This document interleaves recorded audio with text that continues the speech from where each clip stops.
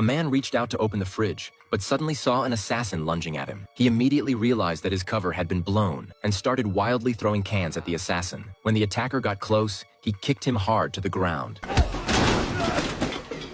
Then, Dan casually grabbed a pack of diapers, and in front of everyone's shocked eyes, he quickly walked to the front desk to check out. As a former top-level assassin, he knew this was far from over. Next, Dan smoothly drifted back home. He hurried to the staircase, pulled out a long-hidden duffel bag filled with weapons and expired passports. To get his wife and kids out of danger, Dan immediately called his all-capable partner Augie, asking him to prepare international passports for the whole family. Meanwhile, Dan rushed to his daughter's school, planning to pick her up immediately. But when he entered the classroom, she was nowhere to be seen. Luckily, relying on his knowledge of his daughter, he roughly guessed where she might be. Soon, Dan found his daughter and took her with him. Before the assassin could catch up, he still had to find his son and wife first. Fortunately, his son was just at a friend's house playing video games. After receiving a message from his friend, he panicked about getting scolded by his father and ran out. Seeing his son safe, Dan quickly gathered both kids and set out to find his wife, Jessica. But halfway there, Dan noticed a car following them. To see if it was the assassin, he deliberately drove into a tunnel as a test. Luckily, the car didn't follow.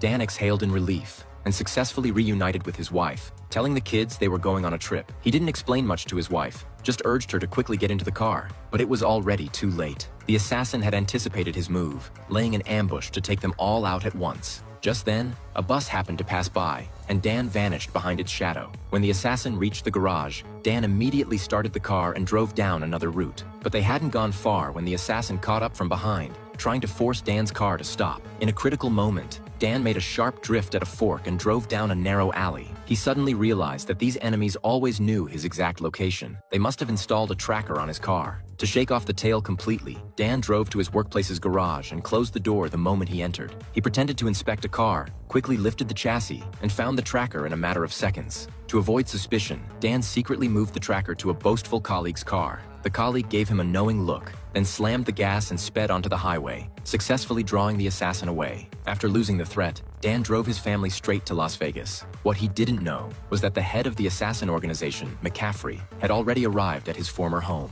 Seeing Dan's family happy together, McCaffrey flew into a rage and immediately issued a kill order. Meanwhile, after a long, grueling journey, Dan and his family finally reached Las Vegas. To ease their exhaustion, he booked a presidential suite and even arranged a romantic candlelit dinner. But unexpectedly, when they returned to the room, full and satisfied, a red dot had already locked onto Dan's forehead.